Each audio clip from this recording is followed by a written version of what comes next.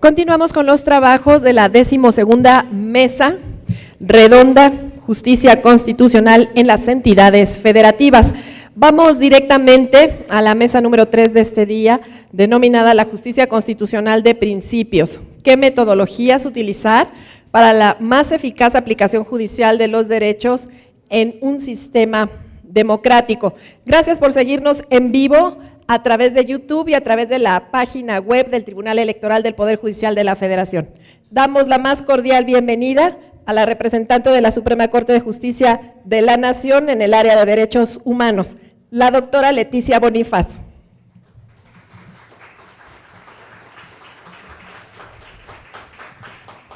Nos acompaña también por parte de la Universidad Iberoamericana el doctor José Luis Caballero Ochoa. Muy bienvenido.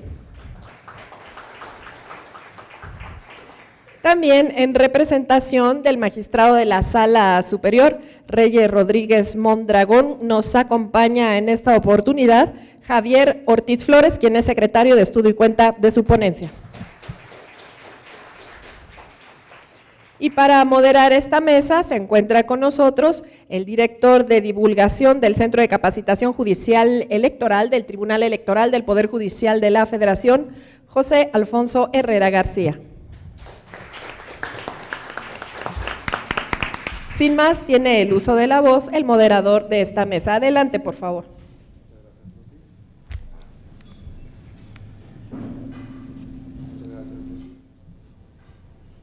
Buenas tardes, damos continuidad a esta mesa de trabajo denominada la Justicia Constitucional de Principios. ¿Qué metodologías utilizar para la más eficaz aplicación judicial de los derechos en un sistema democrático?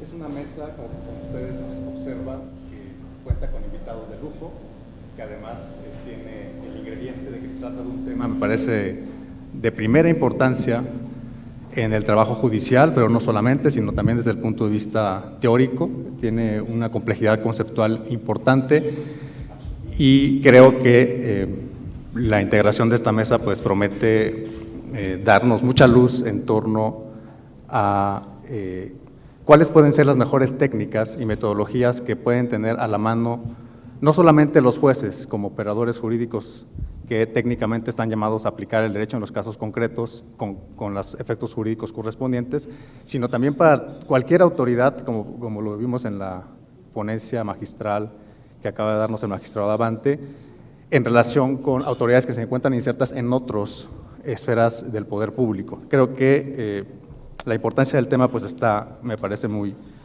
palpable en este caso. El orden en el que vamos a seguir será intervendrá en primer lugar el doctor José Luis Caballero, en segundo lugar la doctora Leticia Bonifaz y finalmente el maestro Javier Ortiz Flores, que fue el orden que consensamos con ellos hace un momento. Y para ello voy a leer muy brevemente unas líneas curriculares del doctor Caballero.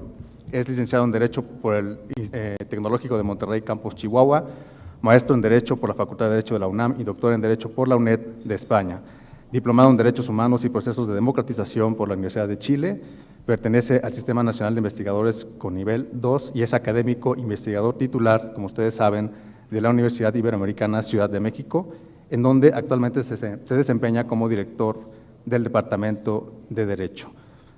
Evidentemente, el doctor cuenta con una vasta obra publicada. Simplemente quisiera mencionar algún libro, que es La incorporación de los tratados internacionales sobre derechos humanos en España y México y la interpretación conforme el modelo constitucional ante los tratados internacionales sobre derechos humanos y el control de convencionalidad. Por favor, doctor Caballero, tiene la palabra.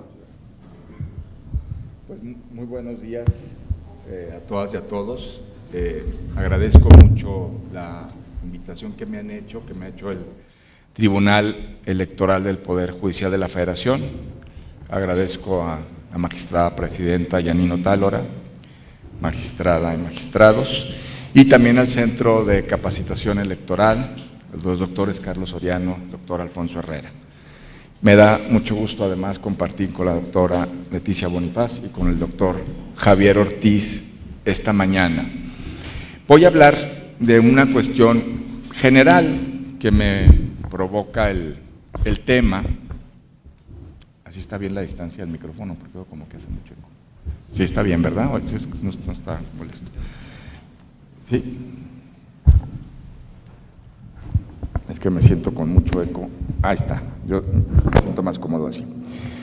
Miren, me parece muy importante digamos, un planteamiento de principio, la posibilidad de encontrarnos para reflexionar sobre justicia en las entidades federativas. Es un tema muy relevante hablar de esto en el centenario y muy relevante hablar de las metodologías, porque, claro, a veces es paradójico cuando le apostamos a entender que las entidades federativas tengan sus propios catálogos de derecho, cuando las entidades federativas también tienen asunción de principios constitucionales parecidos a los de la Constitución Federal, cuando tienen salas y tribunales de constitucionalidad, pero al mismo tiempo, desde muchos ámbitos y con frecuencia, se les escatima. Y yo creo que los principios de los que al menos yo voy a hablar tendrían que ver también con cómo asumir el trabajo que se hace desde las entidades federativas en la justicia constitucional local. Es muy relevante.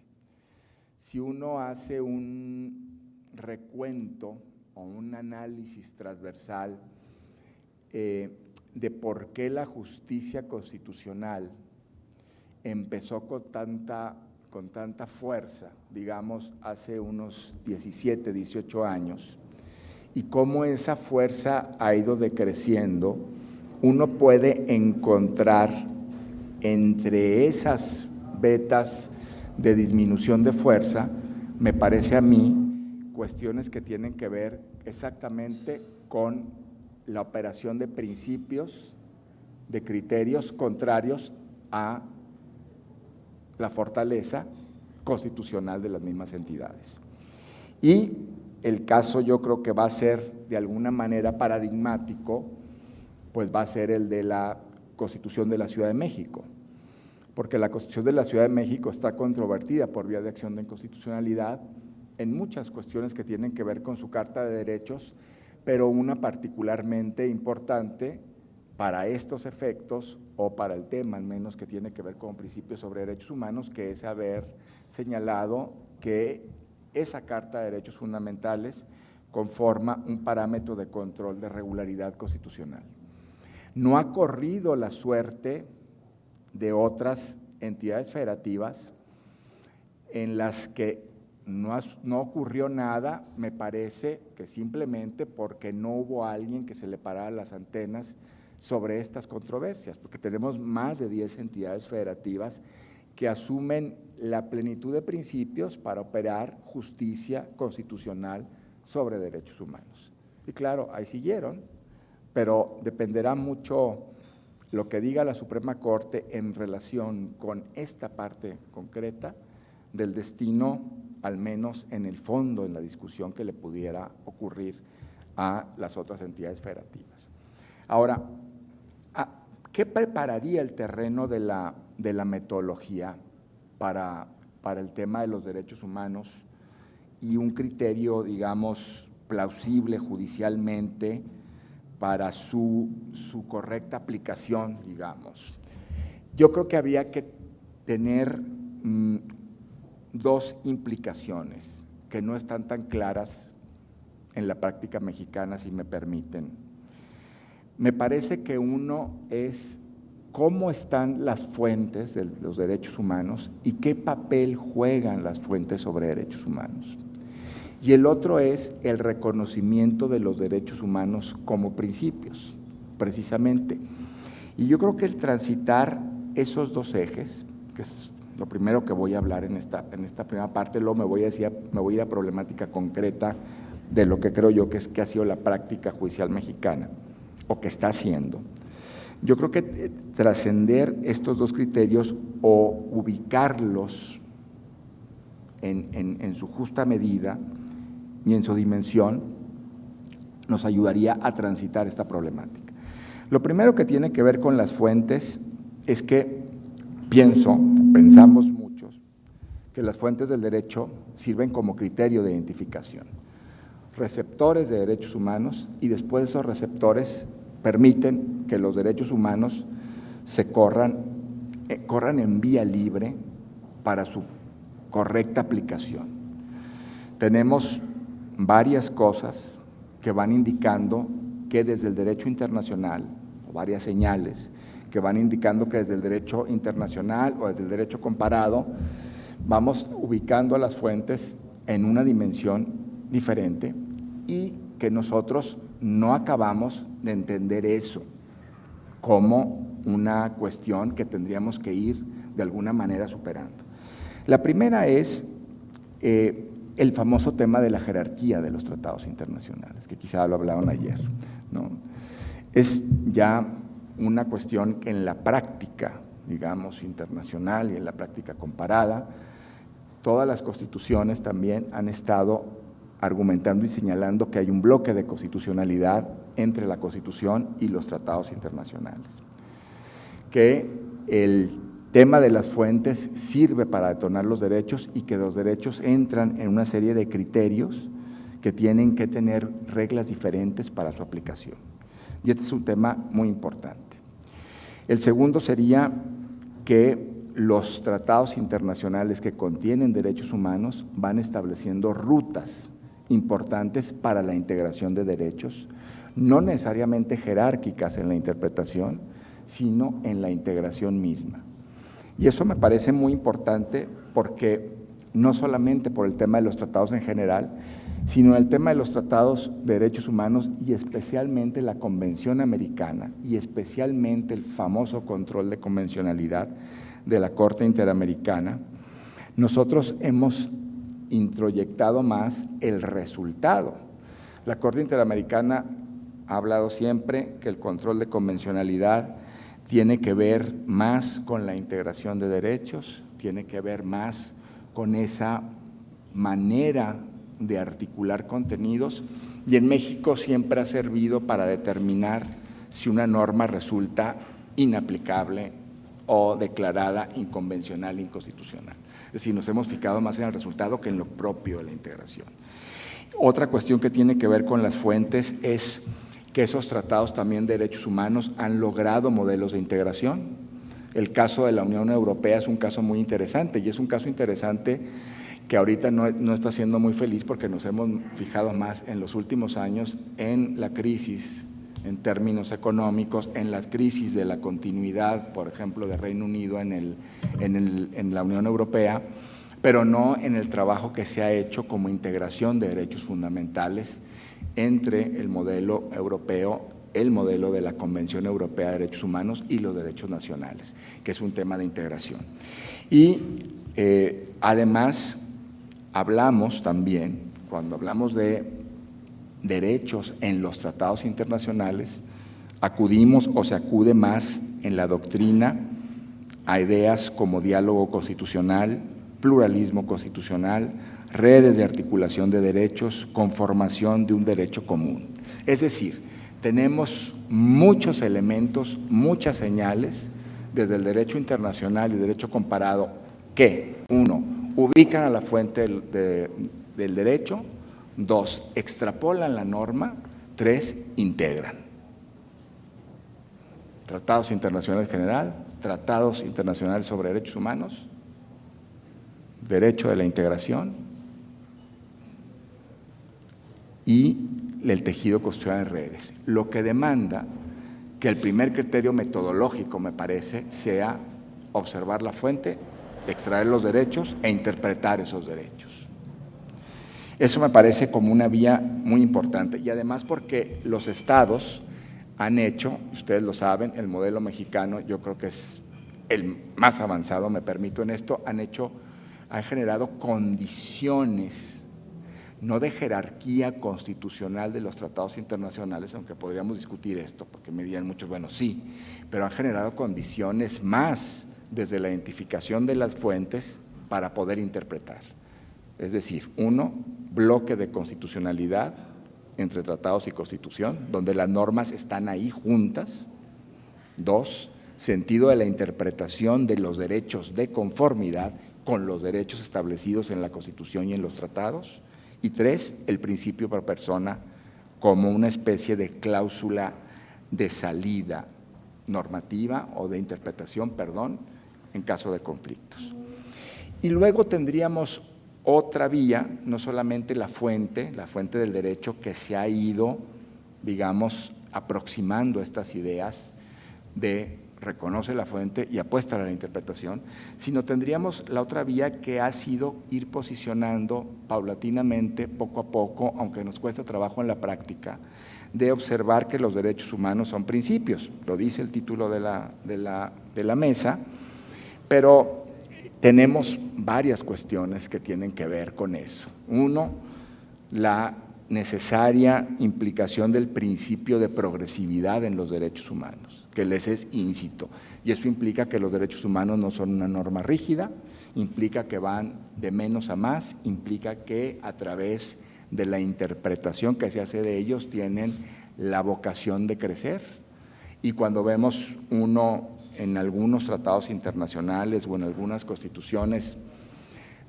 derechos humanos que se acompañan de reglas duras, pues sí vemos exactamente cómo se contrasta la dificultad interpretativa, ¿no? El 23.2 de la Convención Americana sobre causales taxativas de restricción de derechos políticos. Los derechos humanos tienen el principio de progresividad, requieren integrarse en contenidos complejos, que son remisiones entre ordenamientos, tratados internacionales y Constitución. Eso lo establece el derecho internacional, eso lo establecen las constituciones, y en la mayoría de los casos no son absolutos, sino que establecen condiciones para su interpretación en caso de tensiones o colisión entre ellos. Esa me parece que esa vía tanto de entender las fuentes y entender la vocación de los derechos genera una metodología que es netamente interpretativa, y en eso estamos parados. Yo creo que en México estamos haciendo caso en alguna medida de esto, pero también con señales muy contradictorias. Estamos haciendo caso pues porque la Constitución ha sido muy clara en la reforma constitucional de 2011 sobre un modelo muy integral de las fuentes identificadas, pero que sueltan a los derechos y también de la naturaleza de los derechos.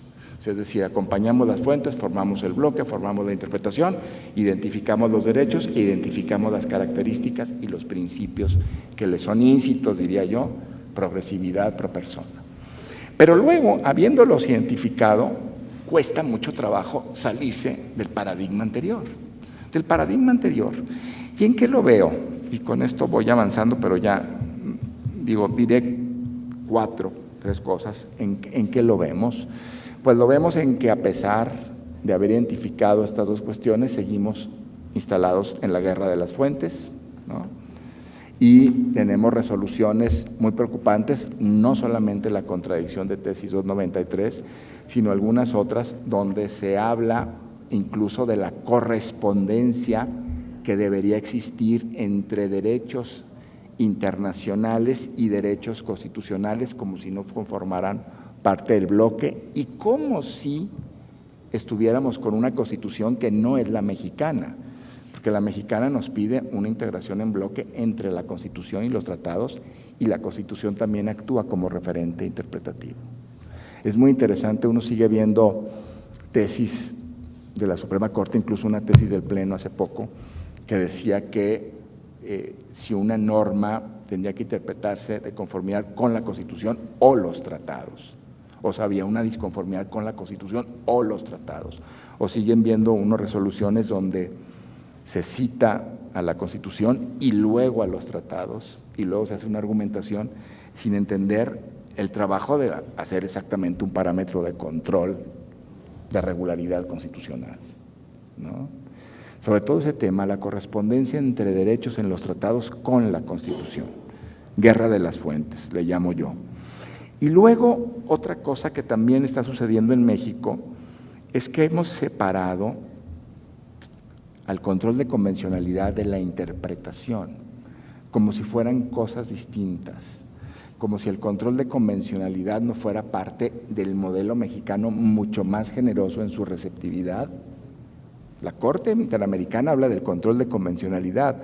Nosotros podíamos hablar del sistema amplio interpretativo mexicano que atiende, apropia el control de convencionalidad, pero también la propia Constitución, porque así lo dice el artículo 1º, 2º párrafo. Pero no solo eso, creo que a priori hemos generado una división entre la interpretación y el control de constitucionalidad.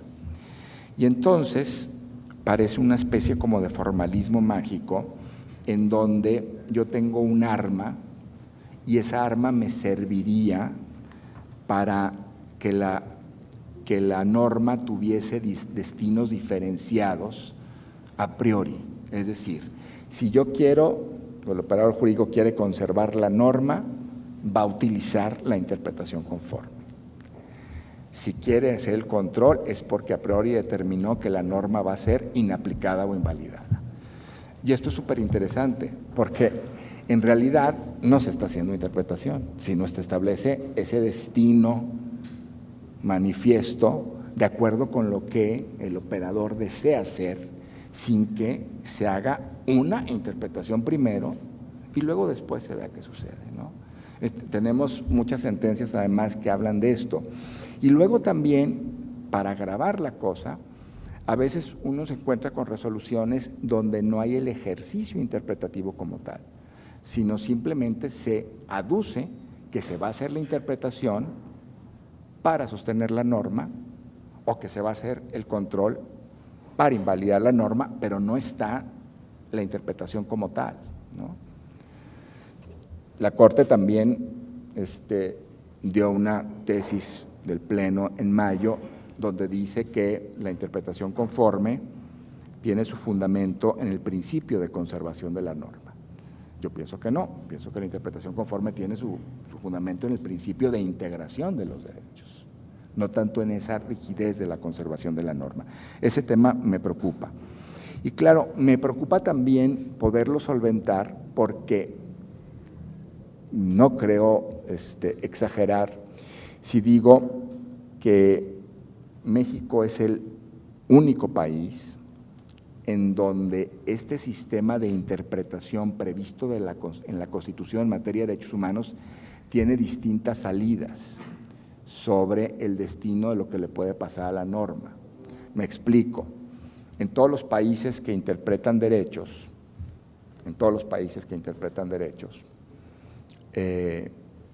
la Constitución se adecua a los tratados internacionales. Y eso lo que resulta es que la Constitución se engrosa con aquellos elementos de los tratados pro persona que la pueden ampliar y que le pueden dar luces para que tenga sea más robusto el derecho fundamental en la Constitución. Es decir, la interpretación conforme sirve para conformar un bloque más amplio. Pero en México no, porque en México lo que hicimos en el diseño fue meter a todas las normas en la dinámica interpretativa, lo cual está muy bien, pero el producto de la interpretación es diferenciado. No a priori, pero sí diferenciado. O sea, habrá normas que solventen la constitucionalidad, convencionalidad después de la interpretación, habrá normas que requieran una adecuación interpretativa, que no adoptar elementos legislativos, que hemos platicado mucho con el doctor Alfonso Herrera de eso, ¿no? A veces que la norma para hacer una solvencia interpretativa se le empiezan a mandar elementos de legislador propiamente. A usted le voy a pasar todo lo que quiero que digan los tratados internacionales, se los va a pasar a usted y voy a entender como si los tuviera cuando no los tiene, pero bueno. Y la tercera es que puede haber distintas salidas de inaplicación o invalidez, salvo en el caso de la Constitución, que ahí tenemos todavía una especie de tabú y una especie de contención, porque no hemos tenido todavía, evidentemente en México no se abre la Corte a resolver un tema de interpretación conforme en la Constitución con la Constitución y los tratados que tuviera una ruta que pudiera poner en peligro, entre comillas, algunas restricciones, ya vimos que no, al contrario, de la Constitución. Pero entonces sí es un modelo complejo y un modelo que exigiría una metodología interpretativa mucho más clara y consecuente con la integración de los derechos. Y me parece, ya se me fue el tiempo, ¿verdad? Y me parece que quizá en este tema habría que empezar a favorecer en la práctica mexicana algún modelo más claro de argumentación en interpretación. Entonces, con esto concluyo, traigo algunos ejemplos, si hay chance de preguntas y respuestas, comentaría qué tipos de sentencias tendríamos que dejar atrás, creo, o de resoluciones. Pero para concluir, yo creo que en México, para hacer una metodología plausible, tendríamos que situar bien a las fuentes del derecho, situar bien los principios íncitos a los derechos humanos, empezar a entender el trabajo interpretativo, quitarnos los lugares comunes de la guerra de las fuentes, la división entre interpretación y control, entender la problemática compleja del modelo mexicano. Y luego de ahí también tendríamos que despegar para eso las distintas metodologías que corren transversalmente, que tiene que ver con la perspectiva de género, de personas migrantes, personas con discapacidad, etcétera, que tiene que ver con los temas ya de las perspectivas que inciden directamente en derechos de las personas. Pues ahí me quedaría. Muchas gracias.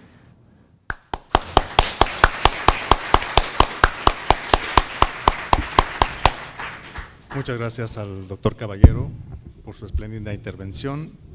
Quizá no podría resistir destacar la visión que tiene el doctor Caballero respecto a estos temas de hace mucho tiempo, que conozco personalmente hace tiempo al menos, que es la visión de la interpretación de los derechos a partir de una visión integracionista, ¿no? Es decir, observar la aplicación de las normas de derechos humanos no a partir del conflicto, que creo que es un concepto que puede aplicarse de mejor manera hacia la jerarquización de las normas.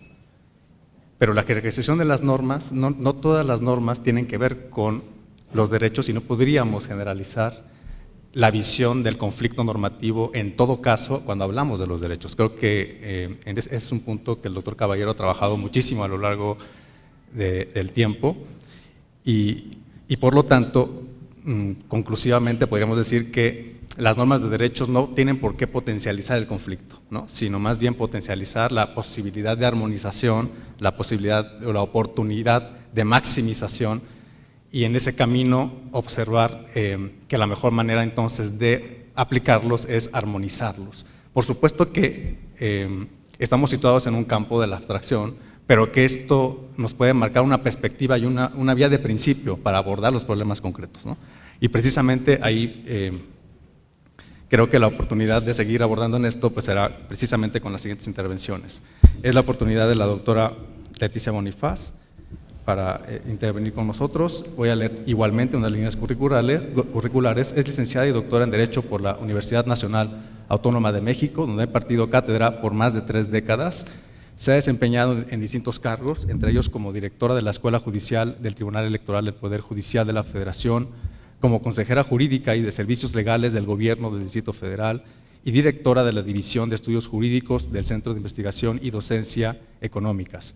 Ha publicado trabajos científicos en diferentes países, como sabemos todos nosotros, y además artículos de opinión en el periódico El Universal de circulación nacional. Actualmente es la directora general de Estudios, Promoción y Desarrollo de los Derechos Humanos en la Suprema Corte de Justicia de la Nación. Muchas gracias, doctora, por estar presente con nosotros. Tiene la palabra. Muchas gracias por la invitación y pues estoy muy contenta de ver a tanta cara conocida. Ya son años de trabajo en materia electoral y me parece muy relevante que se haya elegido este tema para comentar hoy con ustedes. Antes de pasar, nos pusimos de acuerdo en el orden de las participaciones, porque José Luis y yo no solo coincidimos en muchos foros, sino coincidimos mucho también en la visión de los derechos humanos. Entonces, algunas cuestiones que ya solo apuntó al final, pues van a ser algunas de las que yo voy a retomar. Quiero insistir, a pesar de que hay aquí muchos expertos que llevan ya muchas aportaciones a nivel de sus sentencias en el tema de derechos y principios, en que sí tenemos algo que tener muy claro. ¿Por qué el tema de los principios apareció como tema? Desde ahí comenzaría yo. porque antes bastaba tener las reglas en un código, sea el código que fuera, el Código Civil, la Ley Federal de Trabajo, en este caso el antes COFIPE o el LEGIPE, y decía, bueno, aquí está la regla, aplico la regla y ahí se acaba todo. ¿En qué momento nos empezamos a complicar la existencia con decir, pero es que además hay principios que atender? Las personas que incluso nos formaron en la escuela ni siquiera le dedicaban un tiempecito a hablar de los principios, y ahora que José Luis hablaba de las fuentes eran un tema de introducción en una clase, las fuentes reales solo se dejaban enunciadas, y ni siquiera se hablaba de lo que hoy es tan relevante del tema de si es jerarquía o es complementación o de qué estamos hablando cuando hablamos de fuentes. Lo cierto es que en el derecho mexicano tenemos tanto reglas como principios rigiendo no solo la materia electoral, sino en general muchas materias, y el conflicto que tenemos es cuándo se aplican reglas y cuándo se aplican principios. Y aquí me voy a regresar 17 años, en muy pocos días ya va a cumplir años aquella histórica sentencia proyectada por el magistrado Reyes Zapata, ahí trabajaba Juan Manuel con él, cuando así, de manera que para todos fue inentendible, el magistrado Reyes en su ponencia anuló la elección de Tabasco por violación de principios en materia electoral, y cuando le dijeron al magistrado Reyes, ¿qué es esto?, él dijo, apliqué una causal abstracta. Y en ese año 2000, pues decían, ¿cómo una causal abstracta? ¿De dónde se sacaron la causal abstracta? ¿Por qué van a hablar de una causal abstracta? ¿Qué no tenemos aquí las causales en el Código Electoral una por una para anular en una elección? ¿Cómo se puede perder la certeza? Porque pareciera que frente a cualquier tema de interpretación siempre te ponen, pero voy a perder una de las cuestiones fundamentales por las que el derecho fue creado, que es para dar certeza. Entonces yo me acuerdo que el magistrado Reyes Zapata trató de explicar de muchas maneras de dónde salía la causal abstracta y decía, yo desprendo de un principio del 41 constitucional en donde dice cómo deben ser las elecciones, y aquí hay un intento del legislador de evitar que las elecciones sean como la Constitución dice. Y yo no necesito una regla para anular, porque me basta un principio cuando no hubo equidad en la contienda y ya daba las razones de por qué se puede anular una elección. Después de la resolución del magistrado Reyes, vino incluso un intento de prohibir que se usaran causales abstractas. No se pueden prohibir, porque los principios constitucionales y hoy los que se traducen como derechos humanos están allí y se pueden aplicar en cualquier momento sin necesidad de decir, es que ¿dónde está la regla? ¿Y por qué tenemos que hablar más de principios y de reglas? ¿Y por qué es novedad en el sistema mexicano aún hasta ahora?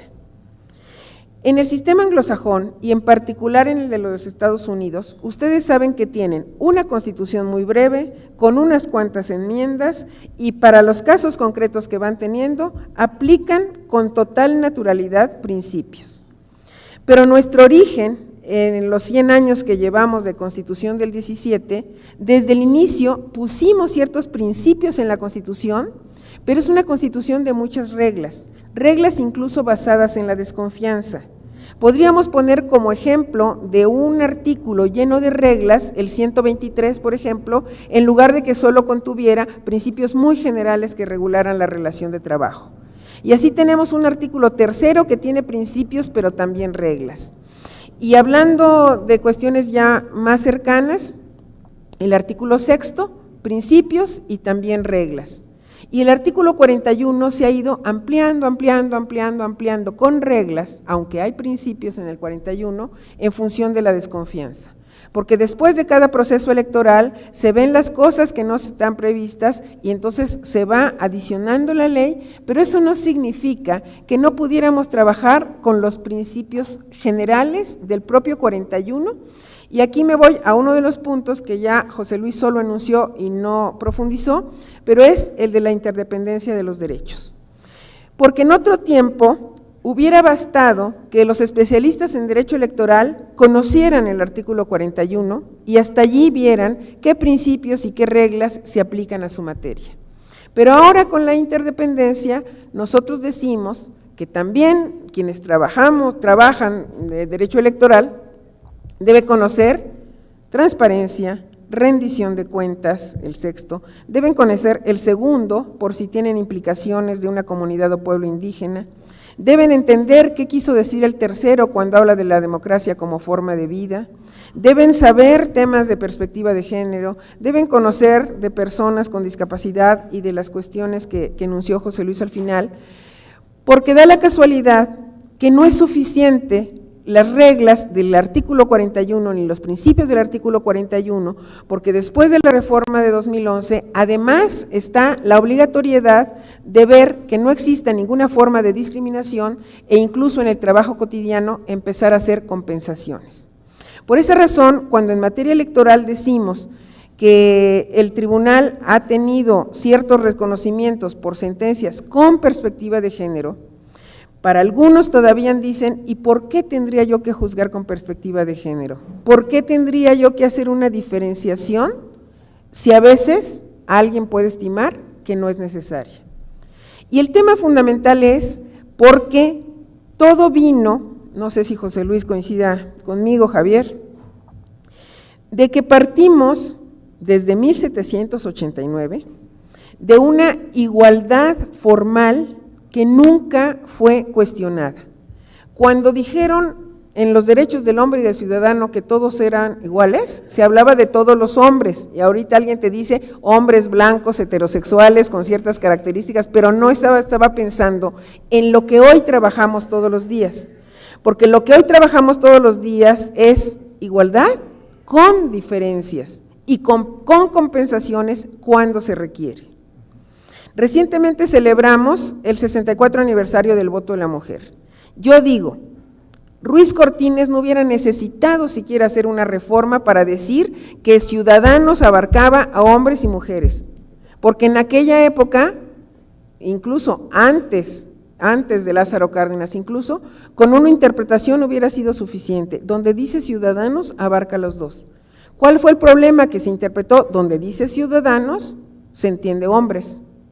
Y por una interpretación de la entonces dependencia de la Secretaría de Gobernación, negaron participación política a las mujeres por una interpretación, no porque no pudieras hacer como hoy lo haríamos, toda una serie de relaciones, de principios y de referencias, como lo dijo José Luis, a cuestiones internacionales.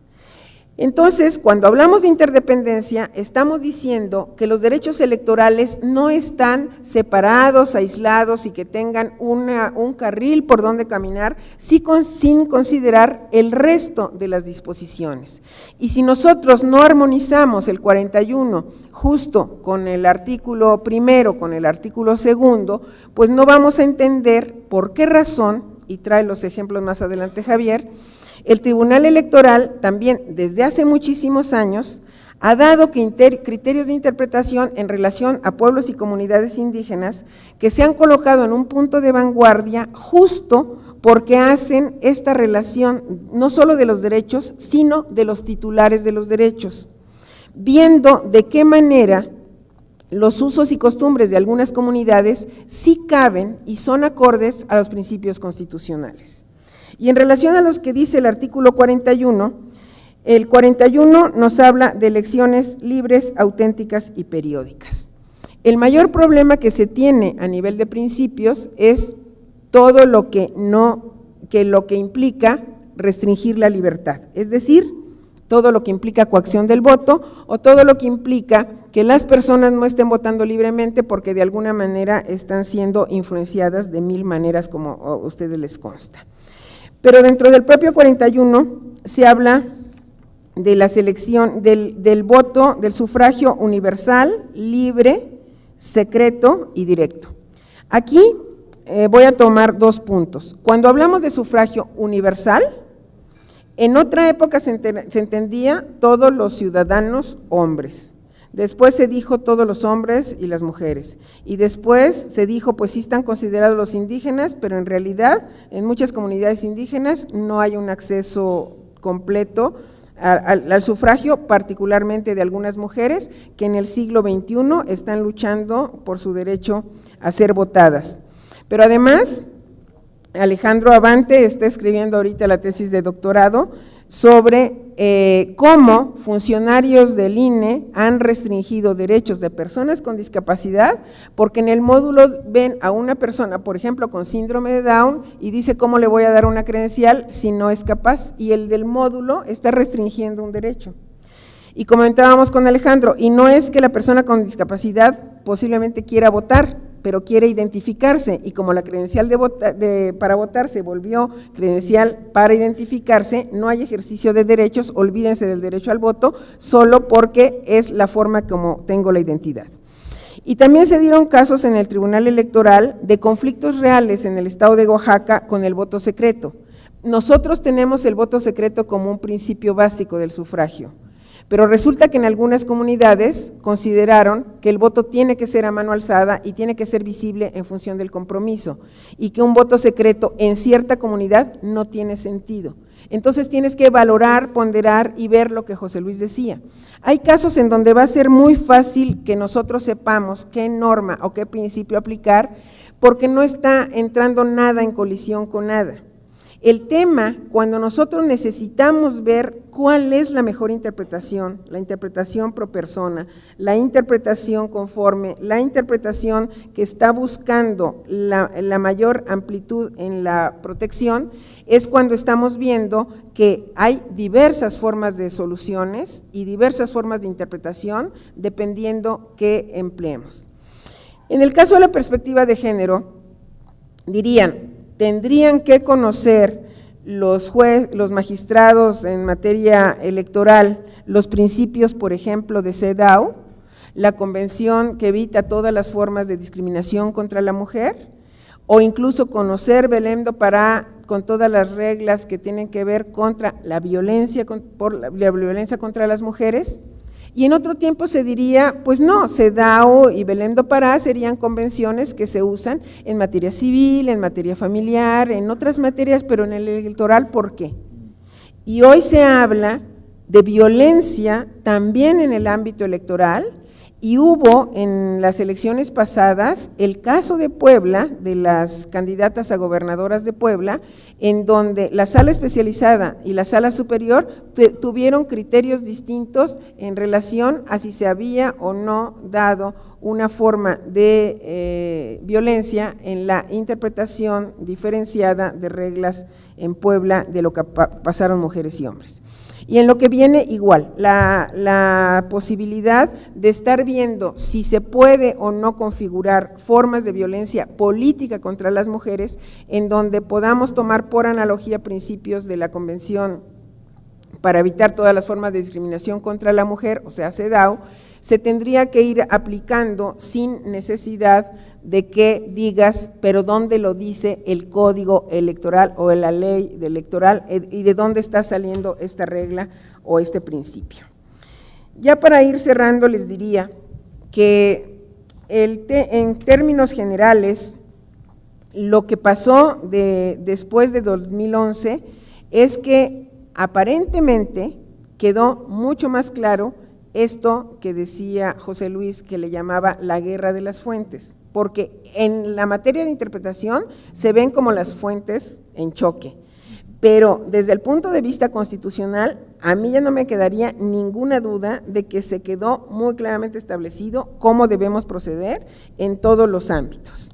Ahora, ¿por qué resultó tan importante la tarea de los poderes judiciales y en particular de los tribunales locales y del Tribunal Electoral del Poder Judicial de la Federación?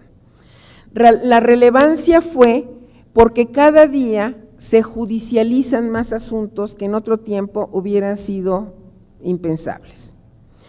En una revisión histórica, desde cuando nació el Tribunal Electoral, y aquí hay dos personas que pueden contar desde cómo nació el contencioso del tiempo del doctor Acosta Romero. Si nosotros pensamos el número de asuntos, con el número de asuntos de ahora, la judicialización del tema electoral fue impresionante, porque antes tenía solución política, no tenía solución jurídica. Porque antes había una mesa a la que se terminó llamando la mesa de la concertación, cedo y concerto y se dan las concertaciones y le levanto la mano o coloco a otro y todo eran reglas del juego político. La política y el derecho trabajan distinto porque el derecho tiene reglas muy estrictas que se dice, todo va a empezar a partir de una demanda o este es el momento de ofrecimiento de pruebas y este es el momento en donde tú tienes procesalmente que hacer. En cambio, en materia política, se pueden sentar dos de los líderes de partidos, acordar cualquier cosa en media hora, en 2 horas, en toda la noche y llega con una solución y nosotros decimos, bueno, así trabaja la política, pero el derecho no trabaja así.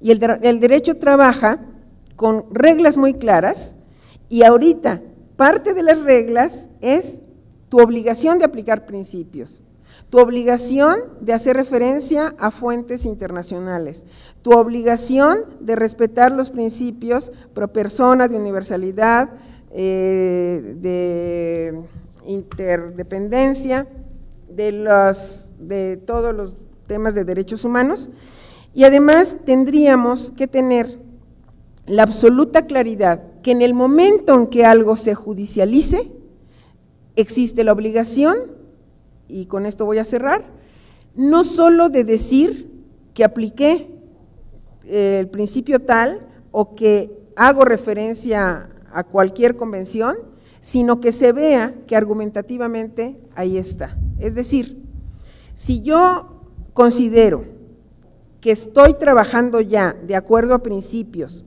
porque hice referencia al principio, sin que se vea en mi resolución que está aterrizado, aguas, porque muchas veces eso está pasando, porque solo digo que lo voy a hacer, pero no necesariamente está en todos los considerandos y en los resolutivos aterrizado el principio, porque nos está faltando esa forma de procesar y para eso deben ser todos estos foros y para eso vienen los ejemplos concretos que trae ahorita Javier, en donde se diga, a ver, ya tengo claro en términos generales qué tengo que hacer, lo estoy haciendo bien mi trabajo, estoy aterrizando los principios como los debo aterrizar, estoy realmente buscando la interdependencia o lo que toque en cada caso, y si este trabajo día a día tiene avances, les aseguro que no solo el Tribunal Electoral va a seguir a la vanguardia en criterios de interpretación, sino que va a marcar pauta de interpretación para otros tribunales de otras materias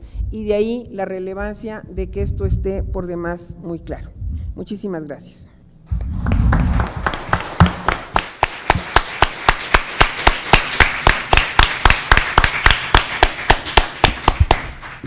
Muchas gracias a la doctora Bonifaz por su intervención. Yo destacaría probablemente, tratando de hilvanar la excelente exposición de la doctora Bonifaz con la siguiente del maestro Ortiz, esta representación quizá dualista de los derechos fundamentales, ¿no? Ella hizo mucho énfasis en la cuestión de la configuración de los derechos como principios y del otro lado, digamos, la visión tradicionalista de los derechos, que es observarlo como reglas. Creo que eso precisamente se vino a romper con la nueva dimensión de los derechos, sobre todo a partir de la Segunda Guerra Mundial. Pero también la bifurcación de la protección de los derechos, y eso es lo que percibo personalmente de su exposición, de una visión plenamente subjetiva de los derechos frente a una dimensión social, que ahí es donde cobra importancia e hilvana muy bien con la figura de los principios y la figura de la democracia sustancial. Creo que ahí con estas fórmulas, estos pequeños elementos, digamos, podemos ahí tener una bomba atómica para la resolución de los casos, pero que esa bomba atómica debe tener un orden, una disciplina, y ahí es donde yo quisiera pues enfatizar la importante intervención que vendrá, en donde cómo hacer operativos los principios a partir de dos cuestiones: las fortalezas argumentativas, ¿no?, Y me parece que una segunda cuestión importante es la consistencia aplicativa de los principios. Creo que ahí los tribunales tienen un reto fundamental y precisamente creo que el maestro Ortiz nos dará alguna luz en ese aspecto, ¿no?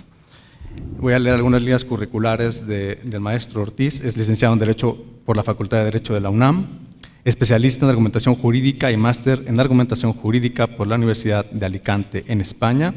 Ha sido profesor de Teoría del Derecho y de Argumentación e Interpretación Jurídicas en el CIDE, así como de Filosofía del Derecho, Argumentación Jurídica y Teoría del Derecho en el ITAM, así como en la Escuela Judicial del Instituto de la Judicatura Federal.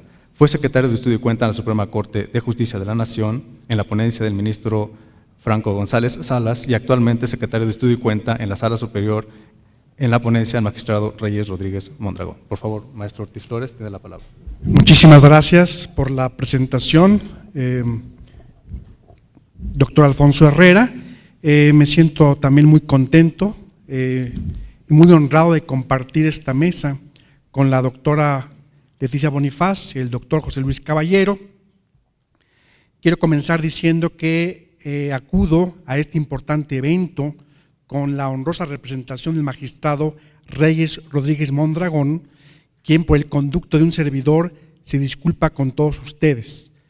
De manera que si dijera, como lo he dicho en otras ocasiones, algo impreciso en lo que voy a decir, será exclusivamente responsabilidad mía. Las excelentes exposiciones de los ponentes que me han antecedido me va a permitir a mí entrar ya directamente a casos judiciales muy concretos. Me voy a referir fundamentalmente a dos casos judiciales, decía yo, recientemente resueltos. Uno, el resuelto el 11 de octubre de 2017 y el otro el pasado 18 de octubre de 2017. El primero es el denominado caso de Santiago Tutla, Oaxaca, que es un municipio regido por sistemas normativos internos, y el otro es el caso de la asignación de regidurías por representación proporcional en el ayuntamiento de Musquis, en el estado de Coahuila de Zaragoza. Lo que voy a hacer es intentar mostrar frente a ustedes, mediante estos dos ejemplos, cómo se pueden hacer cosas con principios, particularmente cómo resolver litigios constitucionales, particularmente que constituyen casos difíciles. Y para eso creo que puede ser útil utilizar un par de categorías analíticas que se deben al profesor Sunstein cuando habla de dos enfoques en la adjudicación constitucional.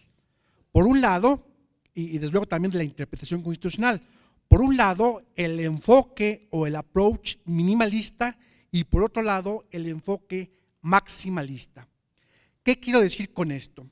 Bueno, que cuando se habla de tribunales minimalistas o que toman decisiones minimalistas, lo que hacen es tomar decisiones en el caso concreto, decisiones incrementales, en donde generalmente reconocen la limitación del propio Poder Judicial, dándole, por ejemplo, deferencia a los órganos legislativos, en el entendido de que en materia de derechos humanos es muy riesgoso, y yo diría que haría mal un tribunal en ser deferente con un órgano legislativo, porque no se puede dejar a las mayorías, como se sabe bien, la tutela de los derechos humanos. En cambio, una decisión maximalista, por el contrario, lo que busca es establecer un sentido, un alcance, una justificación de ciertos principios constitucionales que no solo resuelvan el caso concreto, sino también sirvan para establecer líneas jurisprudenciales con vistas a resolver casos futuros. Aclaro que desde luego el utilizar estas dos categorías simplemente es una manera de aproximarnos a la labor que hacen los tribunales de constitucionalidad, particularmente como lo es la Sala Superior, un órgano límite o tribunal de cierre. Voy a empezar a hablar entonces del caso de Santiago Tutla, Oaxaca, resuelto bajo la ponencia de la magistrada Mónica Aralí Soto Fregoso. ¿De qué se trata en este caso? Bueno, se trata de un municipio conurbado a la ciudad de Oaxaca, a la capital de Oaxaca, regido, decía yo, por sistemas normativos indígenas, o, para utilizar una expresión que utiliza la propia Constitución, por usos y costumbres, pero por usos y costumbres no entendidas a lo Carlos V, que fue quien introdujo en las leyes de Indias este concepto, sino desde una visión de un Estado pluricultural y respetuoso de los derechos humanos y particularmente de la dignidad de las mujeres. Este asunto tiene su origen ya desde hace varias décadas, porque lo que ocurre es que, por un lado, hay un tipo de conflicto entre la cabecera municipal, por un lado, y por otro lado, un fraccionamiento que se constituyó en el año de 1988 y que ha sido producto de diversos fenómenos, pero sobre todo migratorios, en donde, ¿qué es lo que pasa? Que la mayoría de la población de ese municipio es no indígena y sin embargo hay una población indígena que es importante tanto en la cabecera municipal como en el fraccionamiento.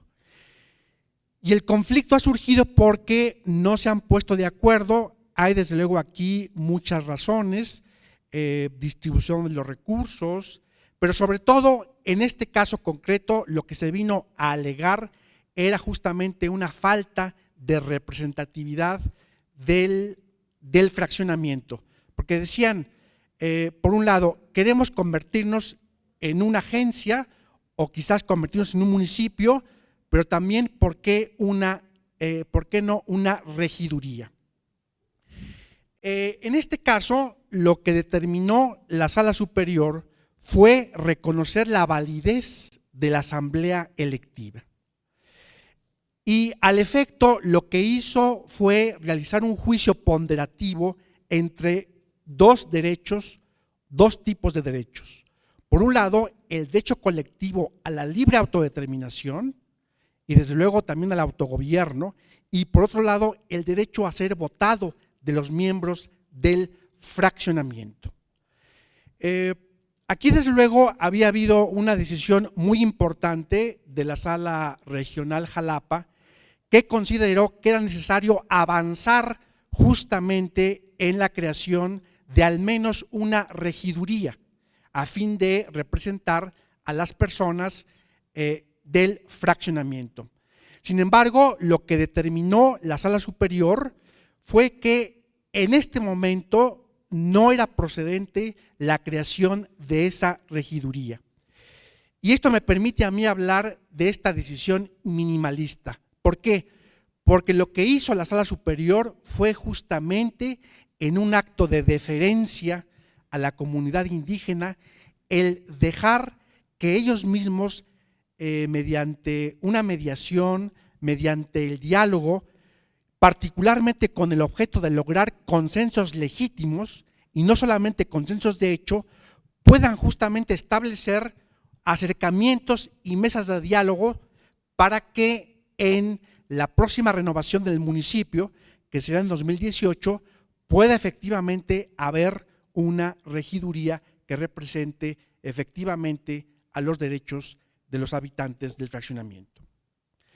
En esa medida me parece que también la Sala Superior manejó y asumió razones de carácter prudencial, finalistas, porque consideró que era importante preservar el tejido social.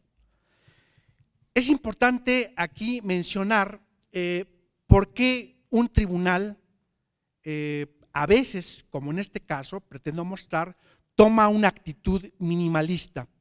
Bueno, por varias razones, pero fundamentalmente por el tipo de problema, en segundo lugar, por el contexto normativo y en tercer lugar, sobre todo, por el contexto fáctico.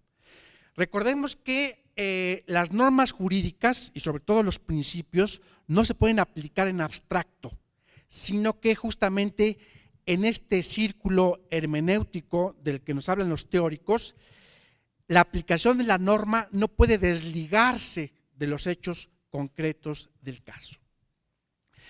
Vale la pena aquí recordar también una distinción fructífera que hace la teoría entre el modo de pensar sistemático y el modo de pensar problemático, sin que sean enfoques contrapuestos. Pero me importa resaltarlo aquí porque justamente, como he intentado mostrar en este caso, y se verá también más claramente en el siguiente, no es que el sistema jurídico nos ofrezca de antemano y a priori una solución al caso, sino que a partir del problema, porque finalmente un litigio constitucional es un problema, tenemos que identificar el sistema jurídico que nos permita solucionar el caso. Paso ahora al segundo caso judicial.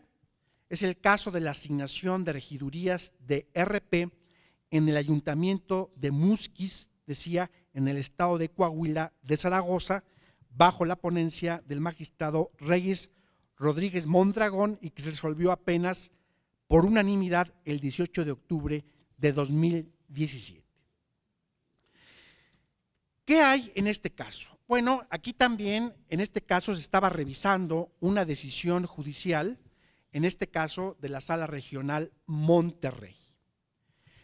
Y bueno, este ejemplo lo pongo como un ejemplo, como una ilustración de lo que puede ser una decisión maximalista. Pero también en el entendido de que, como decía yo, eso va a depender del problema en concreto por resolver. ¿Cuál era la cuestión jurídica por dilucidar? Bueno, las elecciones a nivel municipal en el estado de Coahuila, como saben ustedes, se celebraron el 4 de junio de este año. Se hizo la asignación de regidores de representación proporcional. Después de una larga cadena impugnativa, esto llegó a la Sala Regional Monterrey. Y bueno, justamente aquí uno de los agravios que se venían haciendo valer era la necesidad de cómo interpretar el artículo 19, párrafo 9 del Código Electoral Local, que de alguna manera establece una medida afirmativa en favor de las mujeres. Y en el caso concreto, venía un candidato varón, un candidato hombre, diciendo que a él lo habían bajado, por así decirlo, para poner a una mujer. Y lo que teníamos entonces es lo siguiente: una integración original de 9 mujeres y 9 hombres, que para algunos podría considerarse paritaria, por lo menos en un sentido. Sin embargo, la Sala Regional Monterrey, después de revisar el caso, estableció, y la Sala Superior compartió ese criterio porque lo consideró correcto, decía que en el caso no había necesidad de aplicar esa medida afirmativa y realizó una nueva reasignación para que el cabildo quedara de la siguiente manera: 10 mujeres y 8 hombres. De nuevo vino la impugnación ante la Sala Superior, vino un candidato que había sido postulado como regidor. Y bueno, como adelanté, lo que la Sala Superior determinó es que había sido correcta la decisión de la Sala Monterrey. En este caso, en donde había mujeres, en donde había más mujeres en el cabildo, no había necesidad de implementar medida afirmativa alguna. ¿Por qué? Por un hecho básico, pero un hecho duro. La desigualdad estructural e histórica que han sufrido las mujeres en este país. De manera que esa medida afirmativa no podía aplicarse en favor del varón, en favor del hombre. Y entonces la Sala Superior, decía yo, que consideró que había sido correcta la determinación de la Sala Regional Monterrey. Ahora bien, decía yo que en el caso anterior, la Sala Superior había hecho un juicio ponderativo. En este otro caso, el esquema argumentativo que se siguió fue diferente y consistió en realizar una interpretación conforme en sentido estricto de la disposición bajo estudio, a la luz de varios principios constitucionales: el principio de igualdad, el mandato de no discriminación, la paridad de género y el derecho de las mujeres a acceder en igualdad de condiciones a la función pública. Es importante aquí señalar lo siguiente, que el concepto de paridad de género, como lo muestra esta sentencia, y deliberadamente me parece que lo hizo, porque de esa manera está fijando una línea jurisprudencial muy clara a través de darle un sentido, justificación y alcance a estos principios. Decía yo, el principio de paridad de género no puede entenderse de manera rígida, de manera mecánica, mucho menos cuantitativa, 50-50. Porque en este caso sería un retroceso, me parece, el haber establecido o el haber tratado de imponer en el caso esa medida afirmativa.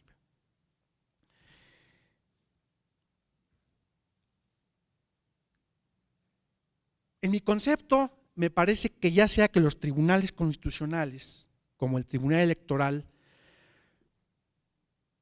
tomen una decisión minimalista o bien una decisión maximalista, ello me parece que preserva muy bien dos funciones de las sentencias de todo tribunal.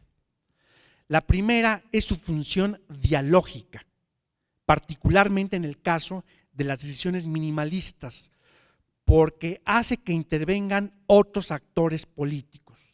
En el caso de Santiago Tutla, Oaxaca, dio pie para que se pusieran de acuerdo o se pongan de acuerdo y dialoguen los sujetos políticos involucrados, concretamente las diversas localidades que forman este municipio, que si bien no es estrictamente indígena, tiene una población indígena.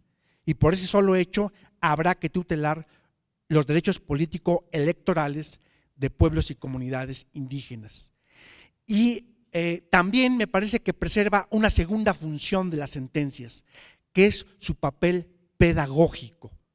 Justamente en este esfuerzo que se está haciendo en la Sala Superior, en esta nueva integración de hacer sentencias cada vez más claras, cada vez más breves, justamente en beneficio de los justiciables, porque definitivamente el impartir justicia es un servicio público en donde tiene como primeros destinatarios a la ciudadanía.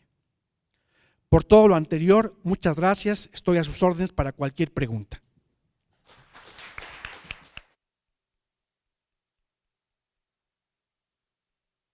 Muchísimas gracias, maestro Ortiz, por su brillante intervención. Yo destacaría probablemente dos cuestiones, rescataría la gran importancia que ha emergido en torno a las medidas o acciones afirmativas en el campo judicial y que tienen como finalidad, digamos, principal, corregir precisamente estados de discriminación estructural o histórica, como los denominó, y que en su, digamos, primera etapa de aplicación generó muchas dudas en torno a si se provocaba o no una discriminación a la inversa, ¿no? Y que hubo mucha resistencia en las democracias, incluso europeas, para incorporarlo. Incluso es un debate inagotado probablemente en relación con cuándo aplicarla, en qué momentos estaríamos hablando de una discriminación social o estructural relevante para aplicarla. A pesar de que hay ciertas evidencias en algunas categorías que creo que son inobjetables, como es la igualdad de género, como es el otro tema que trató de pueblos y comunidades indígenas, y a partir de ahí viene el aro, digamos, de la incerteza, ¿no? En donde podemos nosotros discriminar a la inversa, en positivo, para lograr borrar esos estados de discriminación que padecemos en las democracias occidentales, y no solamente, sino pues en todo el mundo, me atrevería a decir, evidentemente, en donde no hay democracias consolidadas igualmente.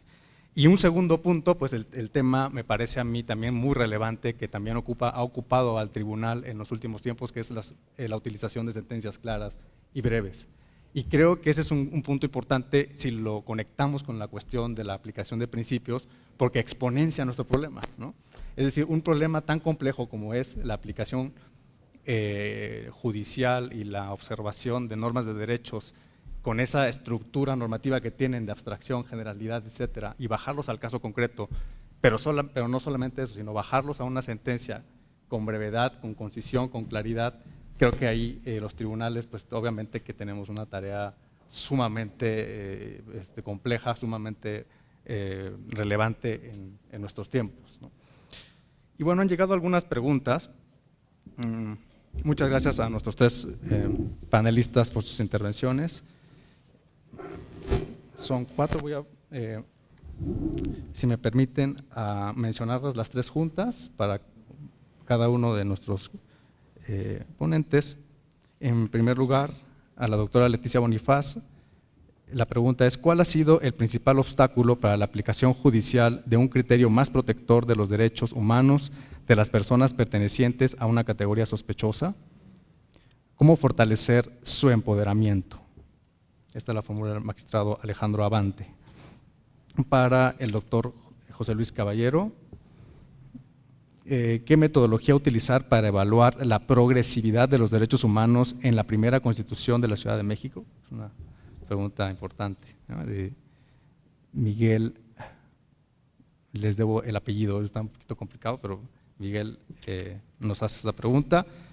Y una pregunta que formula la maestra Roselia Bustillo, que dirige a todos, pero que en este momento me atrevo a formulársela al maestro Ortiz. En su opinión, ¿ha cambiado la forma de argumentación a partir de la obligación de la debida interpretación de los principios y derechos humanos? ¿El control de constitucionalidad es entonces un mecanismo que influye de manera directa en la forma de interpretación y por lo tanto en una nueva forma de argumentar la aplicación de principios? Y si me permite, maestro Ortiz, le formulo una última y por favor le uso la palabra. En las próximas elecciones, como opinión personal, ¿considera que el Estado está preparado para vigilar que se respete el principio de paridad, la cuota de género y la protección de los derechos políticos de las mujeres? La formula Elizabeth Chávez. Probablemente en el orden de intervención, si gusta intervenir el doctor Caballero. Adelante. En el orden de intervención podemos probablemente. Sí. Gracias. Estaba apuntando lo que iba a responder. Muchas gracias por la pregunta. Metodología para evaluar la progresividad de derechos en la Constitución de la Ciudad de México. Yo pienso que tendría que ver con 3 cuestiones. El sistema de competencias de las entidades federativas, o sea, la primera parte de una metodología pertinente es que las entidades tienen competencias originarias en un sistema federal y tienen constituciones, y las constituciones tienen derechos humanos.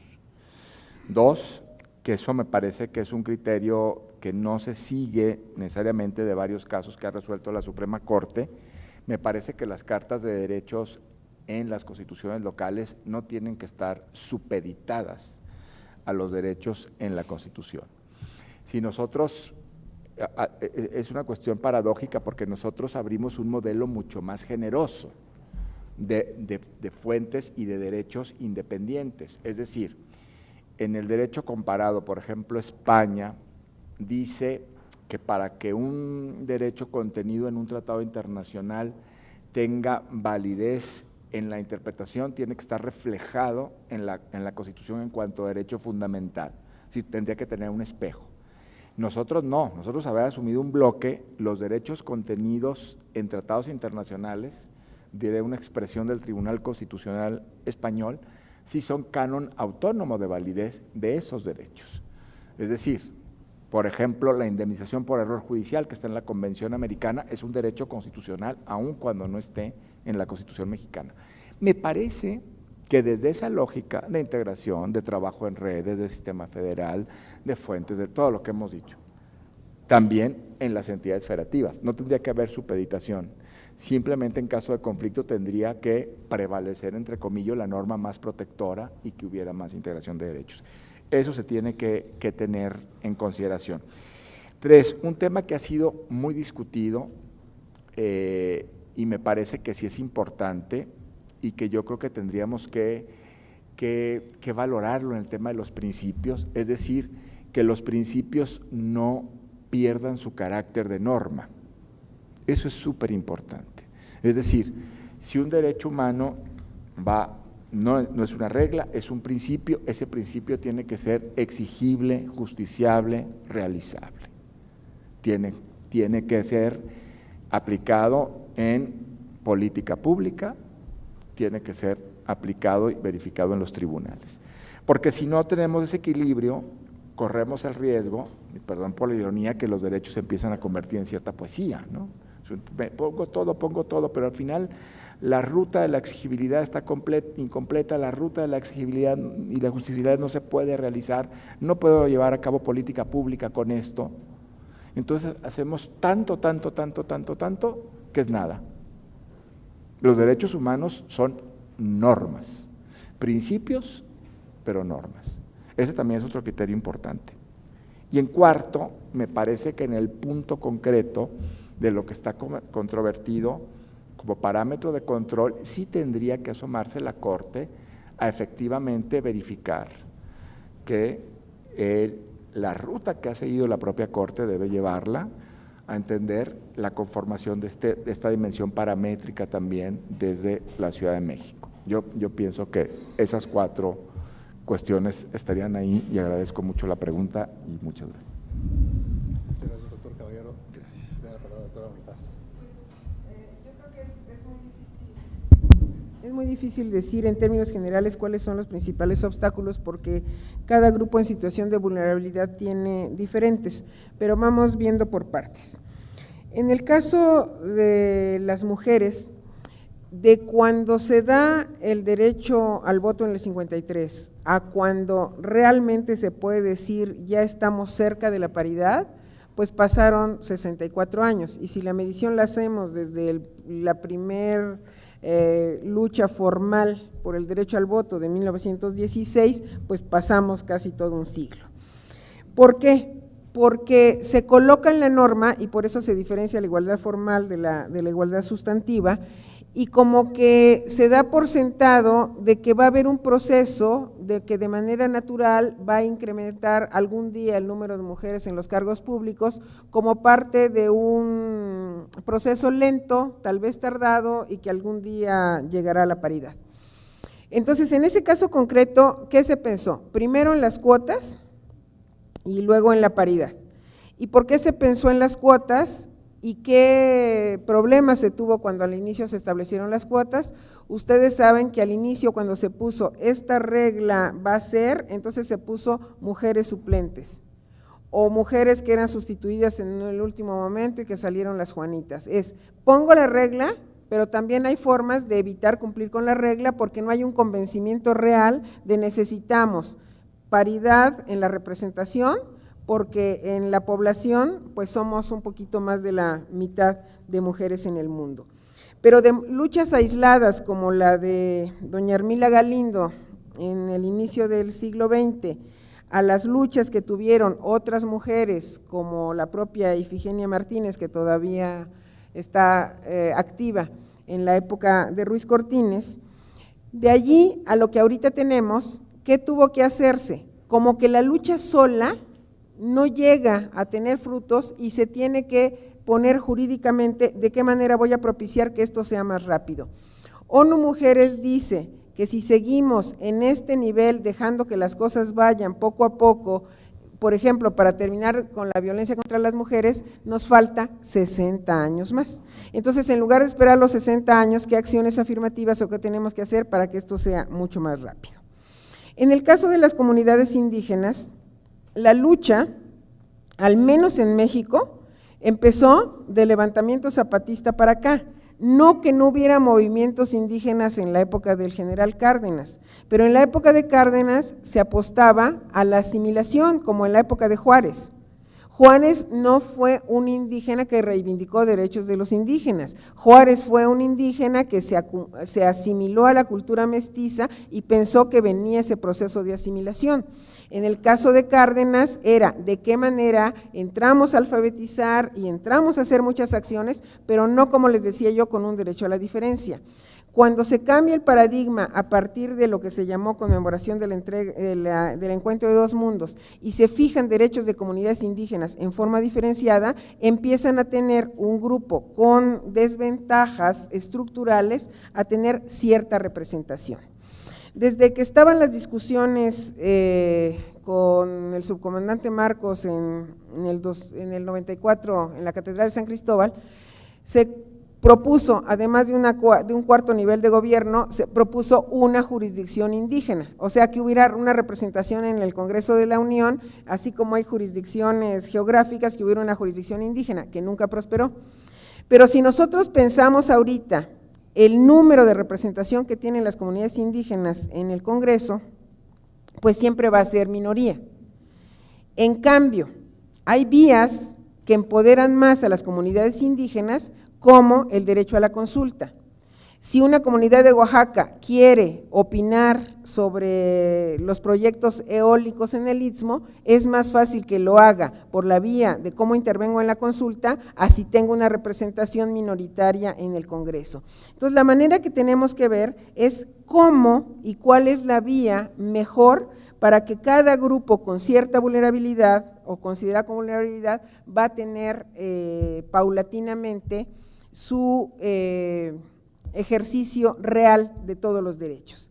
Si nos vamos a personas con discapacidad, si nos vamos a personas LGBTI, cada una va a tener su propio ritmo y la forma de empoderar comienza por el conocimiento de los derechos, pero normalmente, y lo que la historia muestra, es que no se empoderan ellos mismos, sino los grupos reciben de alguna manera el apoyo de alguien que ya está empoderado. Por eso, la lucha de las mujeres tiene que ser acompañada necesariamente por hombres, como el que tengo aquí junto, que están comprometidos desde hace muchísimos años con la lucha de las mujeres, que se ha considerado lucha de las mujeres, pero que no solo es una lucha de las mujeres.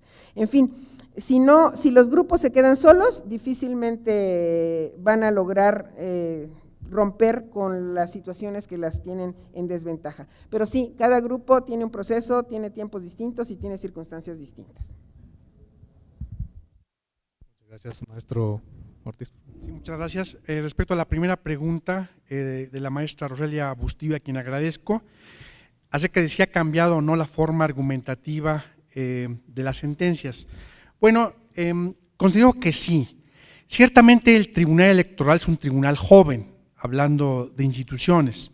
Como saben, se constituyó en 1996, pero desde su primera integración, me parece, ya lo mencionaba la doctora Bonifaz, me parece que fue precursora, en algún momento incluso antes que la Corte, me atrevo a decir, en el uso justamente de técnicas garantistas y de aplicación de principios.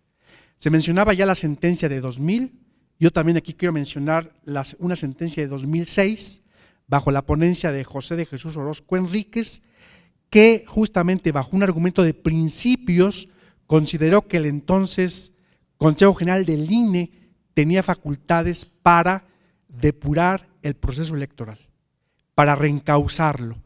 Y esa decisión judicial me parece que fue uno de los antecedentes de la reforma constitucional de 2007, que sentó las bases constitucionales de lo que llamamos el procedimiento administrativo sancionador electoral de carácter especial. Y desde luego, creo que las sentencias, al menos es mi punto de vista, se procuran hacerlas más claras, por lo menos más explícitas. Comentaba el doctor Caballero hace un momento que a veces en las sentencias hay afirmaciones como estas: bajo una interpretación funcional se hará esto, esto y esto, pero no se explicita por qué es necesaria esa interpretación funcional. Ya no digamos qué significa o frente a qué otras alternativas argumentativas se enfrenta. Me parece que ahora al menos desde mi perspectiva, se está haciendo. Desde luego que las sentencias, y me parece que es la única manera de mejorar nuestras prácticas, están abiertas no solo a la crítica de la ciudadanía, sino también a una autocrítica, porque es la única manera de mejorar las sentencias. Respecto a la segunda pregunta, agradezco a Elizabeth Chávez de si el tribunal está o no preparado para las próximas elecciones para hacer valer los derechos de las mujeres. Bueno, tengo razones para considerar que sí, sobre todo porque hay una sólida doctrina judicial del Tribunal Electoral, constituida, entre otras, por tesis jurisprudenciales, tesis relevantes, justamente en esta materia de cuotas, medidas afirmativas y sobre todo, ahora tenemos ya el artículo 41 que de manera expresa establece la obligación de postular candidaturas en estos términos. Ciertamente, por ejemplo, en el tema de la paridad en sentido horizontal, en los municipios, hay algunas diferencias con el Tribunal Pleno de la Suprema Corte de Justicia de la Nación, pero me parece que tenemos los suficientes elementos para enfrentarnos a litigios en el próximo proceso electoral, bueno, el que está en curso actualmente. Muchas gracias. Muchas gracias al maestro Javier Ortiz.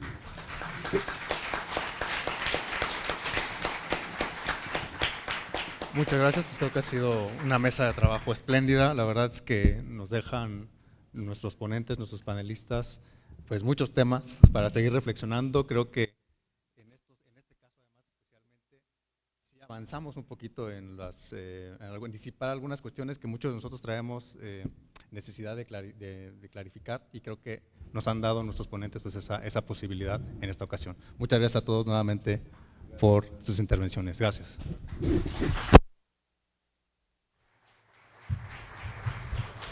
Le pediremos por favor a José Alfonso Herrera, si fuera tan gentil, director de divulgación del Centro de Capacitación Judicial Electoral del Tribunal Electoral, haga entrega por favor de los respectivos reconocimientos a nombre de las y los magistrados del Tribunal Electoral del Poder Judicial de la Federación.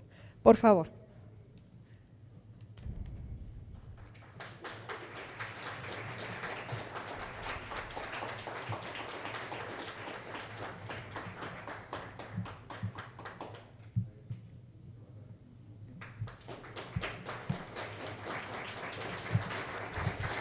Muchísimas gracias y bueno, continuaremos con los trabajos de este evento, como lo estipula el programa, 12:40, la siguiente mesa de trabajo. Muchas gracias por su atención, que tengan todas y todos buenas tardes.